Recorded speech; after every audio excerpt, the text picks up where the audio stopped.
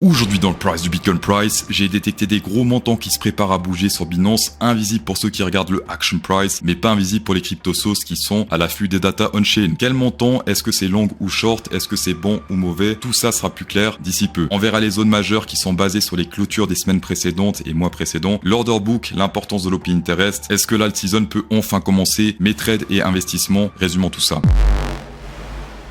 On va commencer par le Bitcoin qui a fait un plus 4,4% de pump depuis l'annonce de l'inflation hier après-midi. Donc ça c'est plutôt positif. Pour l'instant, petite correction. On verra par la suite avec les datas si c'est plutôt bullish ou bearish. Mais pour l'instant, les personnes qui ont longué cette annonce sont en profit. Et pareil pour les personnes qui ont call cette annonce. Pour l'instant, les creux des semaines précédentes ont fait des effets très positifs sur le price du Bitcoin Price. On peut le voir avec cette ligne rouge. Donc c'est pas du Ichimoku, mais c'est simplement chaque creux des semaines précédentes. Donc aujourd'hui, c'est le creux de la semaine du 9. Et la semaine prochaine, ce sera les creux de cette semaine actuelle. Si on vire les mois, on peut voir que souvent quand on teste le bottom, c'est bullish, et quand on teste le top, c'est souvent bullish, mais sur du court terme, avant de se faire réinjecter dans ces ranges, on va dire. Ici également, c'était bullish, et hop, on se fait réinjecter. Ici également, et ici également. Pour l'instant, on n'a pas encore testé la résistance de la semaine précédente, donc c'est ici plus ou moins autour des 102 600 $. Pourquoi pas faire un truc un peu similaire aux semaines précédentes, on pète ce truc à la hausse, semblant de breakout avant de réintégrer. Voilà, ça c'est un scénario potentiel. Avec ça, on sait où sont les supports et résistances du passé, mais on sait pas encore trop où est l'intérêt des market makers, la liquidité, etc. Avec le bid-ask ratio spot 5 et 10%, donc c'est 0 à 5% les ordres actuels dans l'order book, et également pour les 10%. C'est uniquement spot, donc ça prend pas en compte les futurs, parce que c'est les spots qui font le marché de base. Les futurs, c'est de la spéculation pure, et les spots, c'est vraiment des personnes qui détiennent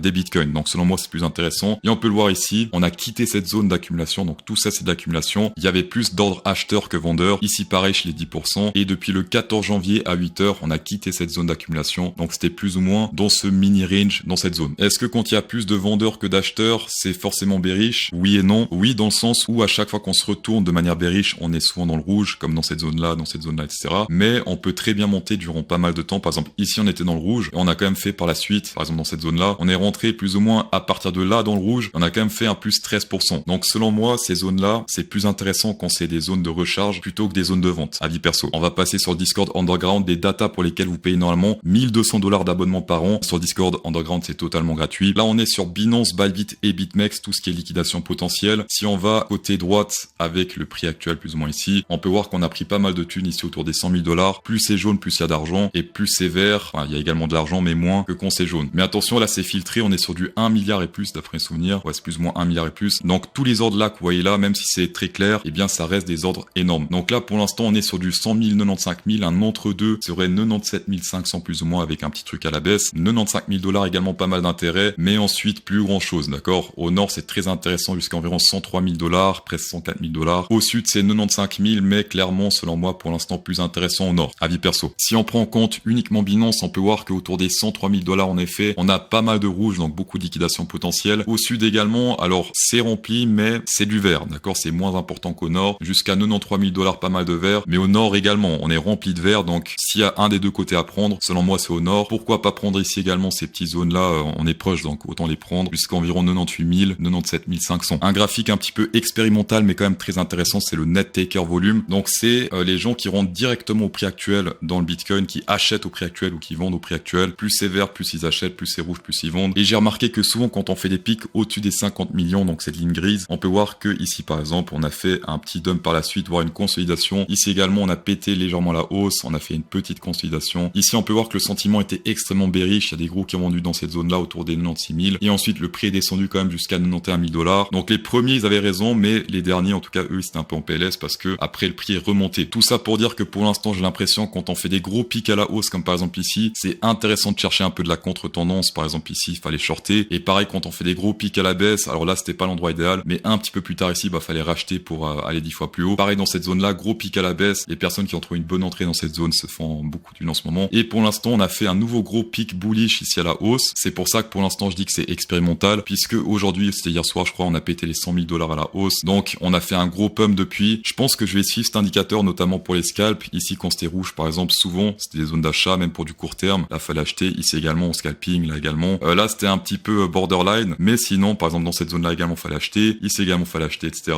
Et comme d'hab, aucun indicateur fonctionne à 100%. Si vous cherchez un indicateur qui a 100% de réussite, il y en a un, c'est achète du bitcoin et attends 10 ans. Voilà, mais c'est peut-être pas le plus cool à utiliser, avis perso. Si vous aimez ce genre de data, même si ça reste totalement expérimental pour l'instant, je vous invite à mettre un pouce bleu. Et pour les personnes qui sont là pour la première fois ou la deuxième fois, je vous invite à vous abonner à la chaîne pour incrémenter le plaisir de CryptoSauce. On a également l'abonné qui a gagné 50 $ dans les commentaires qui s'affichent, bravo à toi. On va passer sur les datas que personne voit, sinon CryptoSauce. Non, c'est pas les liquidations potentielles, mais les ouvertures de position longue et short, donc l'open interest. Et on peut voir simplement les niveaux où il y a sur Binance 214 millions d'ouvertures et plus, donc c'est vraiment filtré à fond. On peut voir que ces niveaux font office de support et de résistance majeure. Quand un support majeur pète ou une résistance majeure pète, ça fait en général des gros moves. Ici par exemple, on a pété ce truc à la baisse, j'avais fait un gros short sur Bitunix, on était sur du 21 000 $ de profit d'après mes souvenirs. Stop loss légèrement au-dessus de ce niveau. Et on peut voir que depuis hier, il y a énormément de positions qui sont ouvertes sur Binance. On est sur du 380 millions de positions ouvertes rien que dans cette zone-là. Donc les stop loss sont au nord et au sud. Et en général, ce qu'il faut faire, c'est simplement un gros mouvement d'un côté ou d'un autre. Et ensuite, si on revient dans cette zone pour péter cette zone, ce qui serait mieux, c'est si on va au sud, hop, et ensuite on remonte pour péter cette résistance. Ça pourrait faire par la suite un très gros move bullish, comme on a fait là, mais de manière inverse. Ça serait parfait, avis perso. Ouais, mais CryptoSauce, est-ce que c'est des longues ou des shorts qui ont ouvert des positions dans cette zone? Alors l'open interest, c'est souvent proche du 50-50 puisque